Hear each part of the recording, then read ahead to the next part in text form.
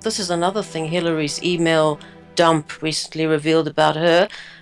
Keeping the population compliant and unaware is essential. And the Trump revolution is not really about whether Clinton is worse than a Bush prototype. It's about a constitutional Mad Max that we inhabit, where the very structure of our liberty is dead, Sean. Hey friends, thanks so much for tuning in. I am very happy to have on the line an author. Her name is ILANA Mercer, and boy do we have a lot to talk about. Her new book is called The Trump Revolution, The Donald's Creative Destruction, Deconstructed. ILANA, welcome.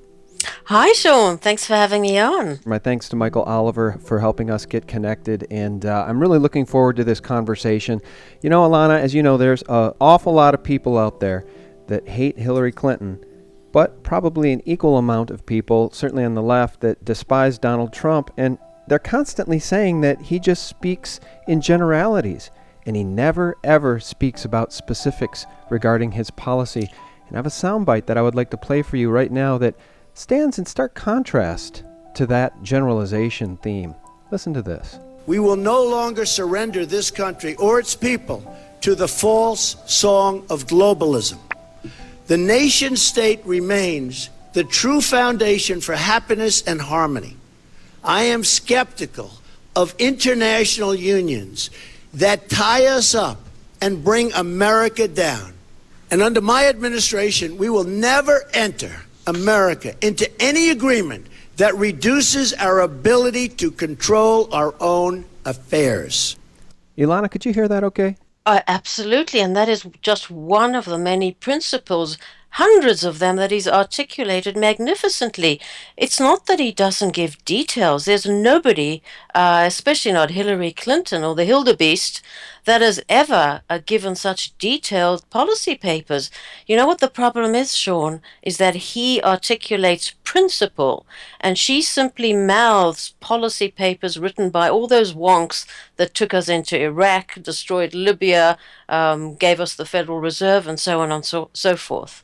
So that's really the difference, is policy papers and parroting those and speaking to principle, and that's what we just heard. Well, I'm very glad to hear you say that, merely because I think that it's very true that he does speak in specifics and in stark contrast to the generalities and essentially the Marxist ideals that Clinton spouts. And I want to play one other soundbite for you because I think what we've reached in this nation is peak corruption. And I guess I'll play the soundbite first, but the follow-up question is this. Is America undeniably held in the iron-fisted grasp of the international banking cartel? Because it seems to me that Hillary is their chosen one, and there's no better evidence of that than this soundbite from Lynn Forrester de Rothschild, who just a week ago came out and spoke rather lovingly of her good friend Hillary Clinton. Listen to this. Let's talk about the upcoming election. You're an adamant Hillary supporter and a friend of hers as well. Why is she better for business? I speak about this in my private capacity, right? Because the coalition is nonpartisan. Okay. So I personally believe that she's better because she's lived her life trying to figure out how to make life better for people who are struggling. And also she understands how the successful can help the struggling. I'm going to pause it there. You mentioned the Federal Reserve just a moment ago. This woman is married to Evelyn de Rothschild, and as you well know, the Rothschilds are at least part owners in the central bank of the United States called the Federal Reserve. So one wonders, when Rothschild says that Hillary will be good for business, whose business is it that she'll be good for? The people's business or the bankers' business? Oh dear. I said in the Trump revolution, and the operative word here is creative destruction. And really the toss-up in this election is between submitting to the ordinary Democrats' war on whites, Walmart and the wealthy, or to the letter E Republicans, you know, the establishmentarians, and their war on the world, Russia, China, Assad, and the Ayatollahs. But in the case of Hillary, it's all the above. And with Trump, we do have someone that at least articulates the principles of peace, prosperity, and not war, America first. And certainly the interests that you've been describing have these are secular interests. who are out for the transnationals, the internationals, and the supranationals, essentially epitomizing her trade deals. But the participants in the system that you spoke about, um, it's all about the big lie, and the big lie really threads the political system, doesn't it? And this is what you're talking about. And the Trump revolution doesn't always announce the big lie because there are so many of them. Um, the colluding quislings that you speak of want to enforce the gravy train. They want to keep it going. And for that, this is another thing Hillary's email dump recently revealed, or rather, Wikipedia's email dump recently revealed about her. Keeping the population compliant and unaware is essential. Mm-hmm. So, whether you slay the dragon of the Federal Reserve, and the big lie undergirding that one there is that we have to keep spending, never saving to keep civilization afloat. Um, but the most important big lie in the Trump revolution, and I think it does connect and tie into what you're saying, and that Trump has challenged magnificently, if not always consistently, is his immigration and anti Islam policies. It's the Bush doctrine, and it's alive and well in every single Republican utterance, including, unfortunately, Mr. Pence's many utterances. And it's the evil and asinine, idiotic idea that stopping death by Muslim or by any other immigrant in the homeland is contingent on dropping bombs in the Middle East. So I think that's one of the big lies, and you challenge the big lie of the Federal Reserve. Well, you do a beautiful job in your book covering the entrenched system. You outline it in the book. And the entrenched system, to me, at this point, is in the wide open. We talk about the deep state a lot, a term that Peter Dale Scott coined. Mm-hmm. And the deep state has now revealed itself, right? You've got the Bush family, George H.W. Bush Sr., coming out and saying he's going to vote for Clinton. Recently, McCain has come out and said he's going to vote for Clinton. You've got this element, George H.W. Bush previously being the director of the CIA before becoming president. Of course, his son in charge at the White House on the day that 9/11 happened. Rumsfeld over at the Pentagon the day before 9/11 saying the Pentagon can't account for $2.3 trillion in transactions. Now that number is $6.2 trillion. The looting is on, and this deep state, this peak corruption, this entrenched system is now easily identifiable to anybody paying attention. We watch these debates and we hear Trump say, I'll play the soundbite for you in a second that everyone's heard, but he was speaking hardcore truth to power. Very, very powerful people that wouldn't think twice about silencing him and his family if they could get away with it. And that's why I worry about his safety. Yeah. And I do not think he should trust government detail. He should really have private security, but that's a tangent. Sorry about that. No, that's okay. My understanding is he has both. He has Secret Service and he has a private detail. But I'll say this. I made this point, I think, to Perloff in my recent interview with him. Can you imagine being on the Secret Service, having wanted to, reach that level in your career, your whole life? You get on the Secret Service and you're assigned to Trump. Now contrast that with those poor guys assigned to Hillary, because anybody paying attention knows she does not have the best interests of this country at heart. How defeating it must be to have to be on her security detail versus his, if you actually love this country. Because if you go to his speeches, if you go to his rallies, 10, 20,000 people show up. And if you go to hers, you got a couple hundred people in the Mockingbird media. But it's the people. I mean, the identity groups arrayed behind her. These are just, feminists and angry-looking people and every single identity group possible. And behind him, you have these smiling middle Americans, just beautiful faces. And I'm not being in any way, I'm not being prejudiced or anything, but she really has that identity group radicalism arrayed behind her. But really, the Trump revolution, and again, the operative word is creative destruction, describes what you and I would know as the post-constitutional America we inhabit. And our natural rights, or the common law tradition under which, the legislator used to possibly operate, have long been buried under rubble, the rubble of, is it legal precedent, legislation, statute? And the Trump revolution is not really about whether Clinton is worse than a Bush prototype.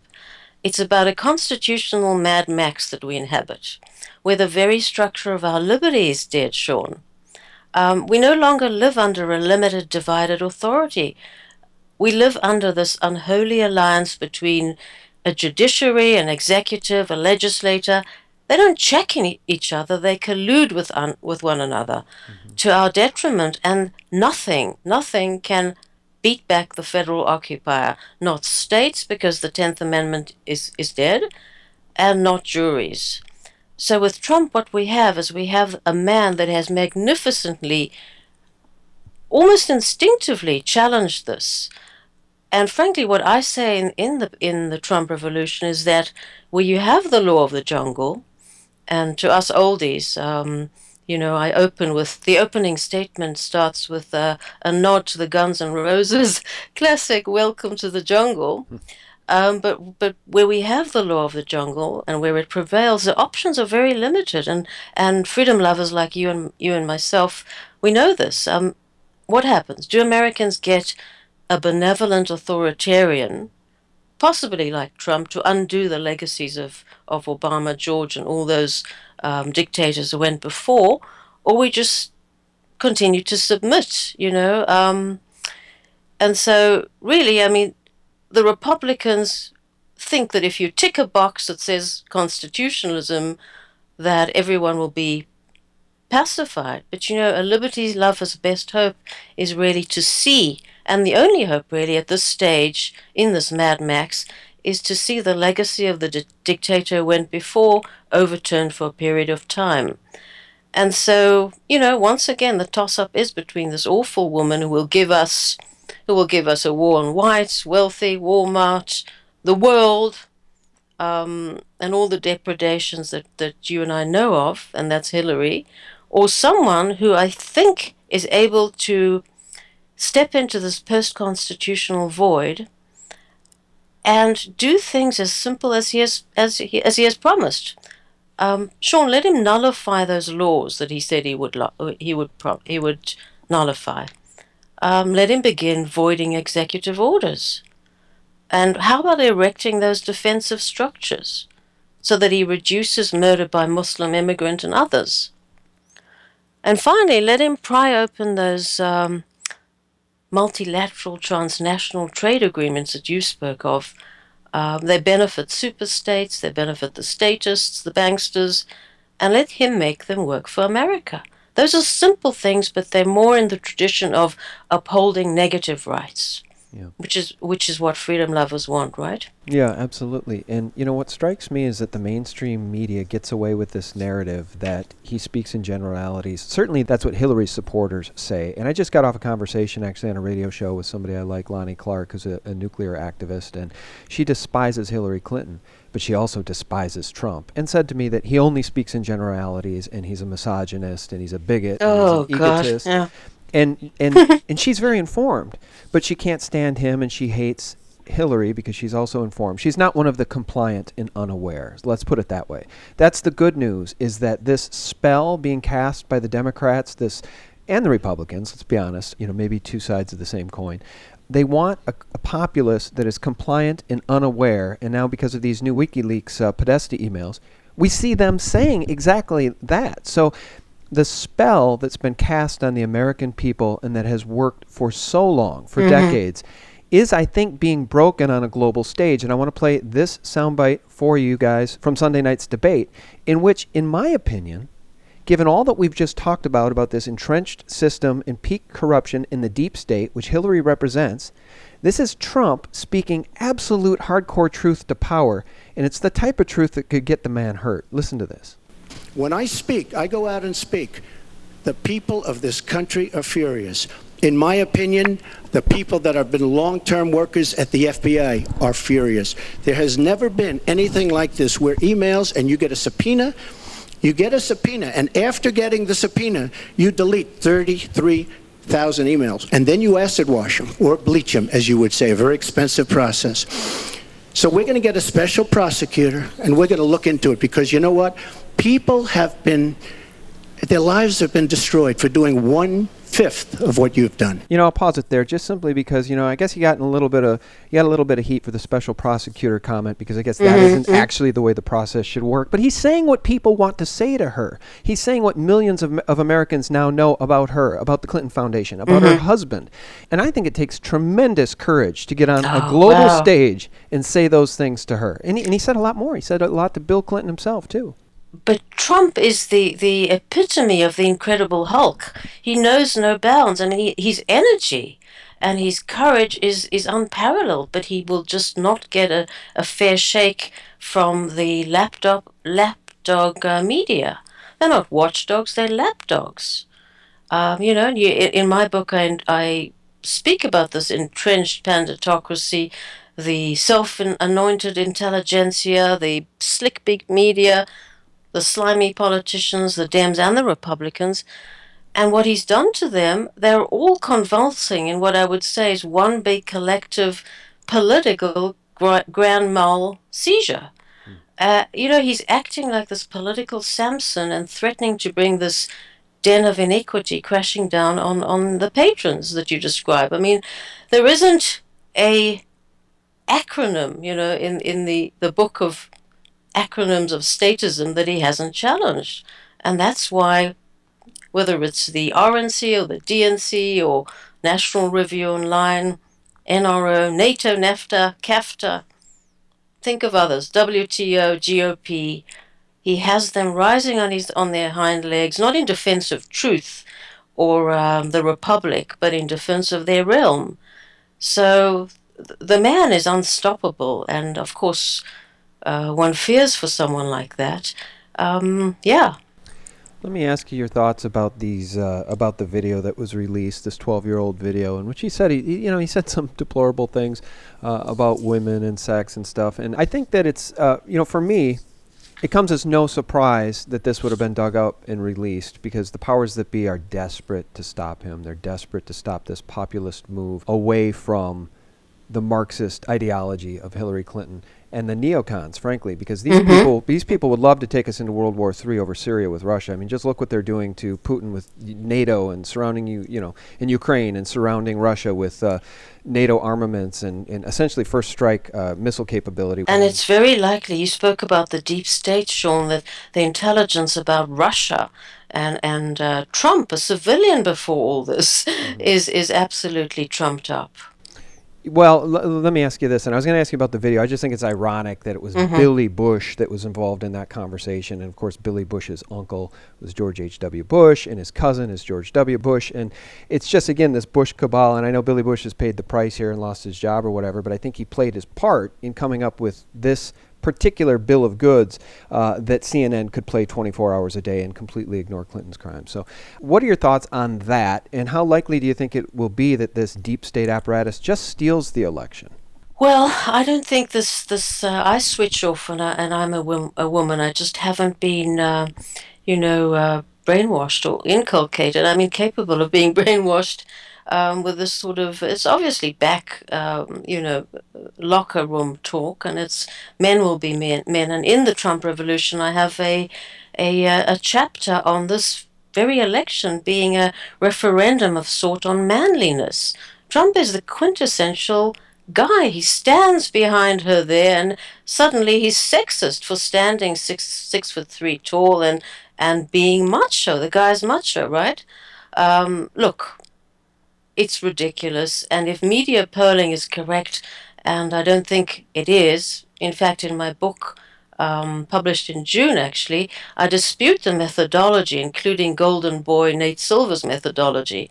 But if media are right about their polling, and again, I don't believe they are, then I guess we can say that women and their domesticated houseboys have won the election. An election that was supposed to be about national sovereignty, about way less Islam, way less immigration, and possibly strong physical barriers to both, as well as comity and beneficial commerce with nations and not war.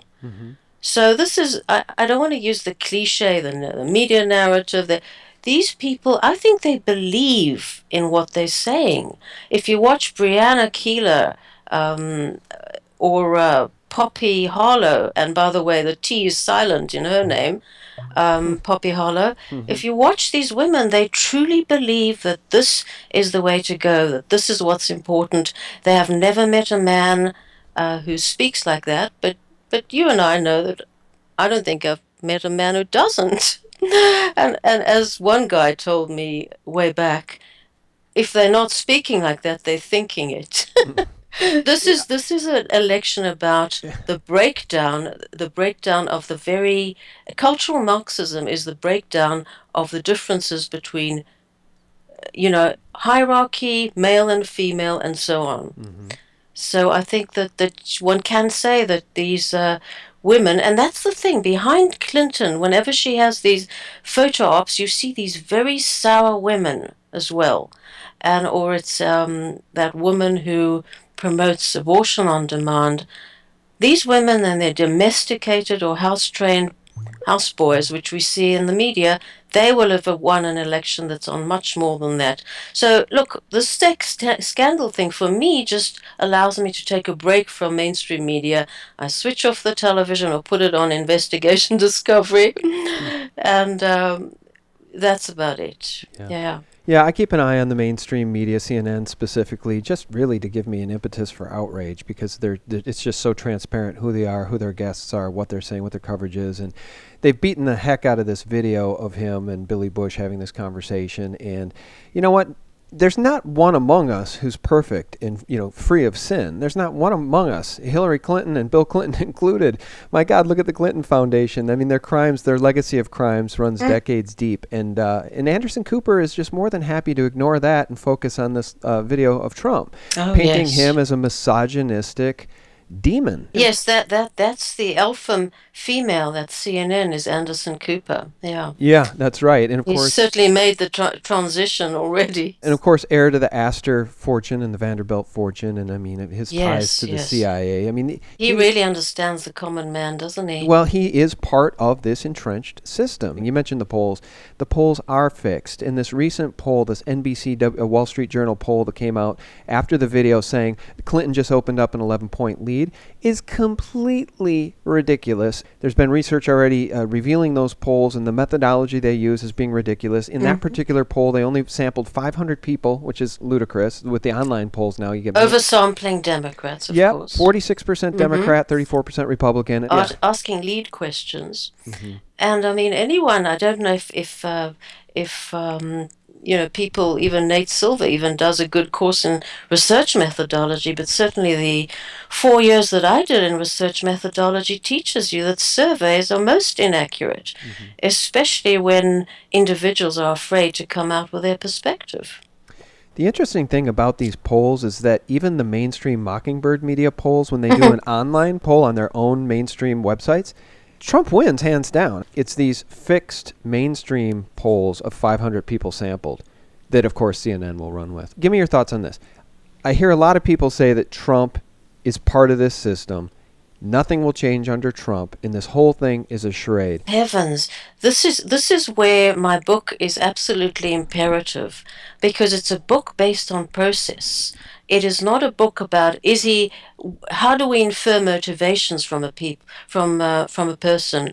The Trump revolution looks at the process of Trump. In other words, here you have someone who comes with incentives completely inverse to the political operatives, absolutely inverse. He has no reason to be in this race. And I go into that with detail. And this is very important to libertarians because we know very thoroughly, and this is why we always want the most the most spheres privatized, right? Because undergirding private property and the incentives motivating private property are entirely different sets of incentives. Trump has never made a political decision. He's had opinions as a private individual. To infer motivation is a corruption of logic. What we can say about him is that if you look at his motivations coming from the private sector and what he's undergone and the loss of income, because he's had a loss of income from this whole process, this man is in it because of the very incentives the founding fathers laid down. You know, his honor, his fortune, and and he wants to give it all to the country. You know, his sacred honor is at stake. So this is a very, very different set of incentives that is propelling him. And this is why my book actually goes into this in detail. It's not a book about which policy is better. It's not a tit for tat on a political level. It's a book about process. And if I don't always support the policies of Trump, I respect and support this individual who's come in and absolutely decimated this corrupt, enmeshed, entrenched system. The book, guys, is The Trump Revolution, The Donald's Creative Destruction Deconstructed. My guest has been ILANA Mercer. And ILANA, shout out your website and again remind people of your YouTube channel, will you? The YouTube channel is it's ILANA Mercer, paleo-libertarian author, and my website is ilanamercer.com, ILANAMERCER, and please follow me on Twitter and Facebook, and I've given you all those details, Sean. Yes, most excellent. ILANA, I really appreciate your time. This has been a fun conversation. Thank you. It has, and thanks for having me on. I hope to speak again. Yeah, my pleasure. And guys, thank you for listening. We really appreciate it. Give this one a thumbs up if you like this conversation and share it with others. And thanks for subscribing to my YouTube channel and for visiting us at sgtreport.com. Real news, 24/7. Thanks and have a wonderful weekend. God bless.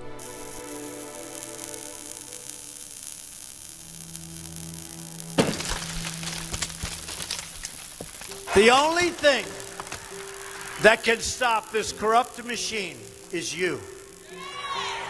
The only force strong enough to save our country is us. The only people brave enough to vote out this corrupt establishment is you, the American people.